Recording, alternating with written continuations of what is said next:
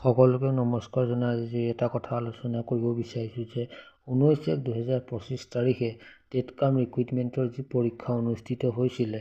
সেই পৰীক্ষাৰ OMR sheet 2025 চনৰ 3 ফেব্ৰুৱাৰীৰ পৰা আপোনালোকৰ যিটো বিভাগীয় যিটো ৱেবছাইটত আপোনালোকে নিজৰ OMR শ্বীটখন লাভ কৰিব আৰু OMR শ্বীটখন লাভ কৰিবৰ বাবে আপোনালোকে এটা 50 টকাৰ এটা ফিজ দিব লাগিব OMR শ্বীটখনৰ বাবদ আৰু লগতে OMR শ্বীটখন লাভ কৰিবৰ বাবে আপোনালোকে যেতিয়া পৰীক্ষা দিছিলে তাৰ এপ্লিকেশ্যন ID আৰু লগতে আপোনাৰ যিটো পাৰ্চনেল পাছৱৰ্ড সেইটো দিলেহে আপোনালোকে সেই OMR শ্বীটখন আপোনালোকে ব্যক্তিগতভাৱে লাভ কৰিব আৰু এই OMR শ্বীটখনৰ পৰা আপোনালোকে নিশ্চয় জানি পাৰিব আপুনি সফলতাৰে পৰীক্ষাটো দিওঁতে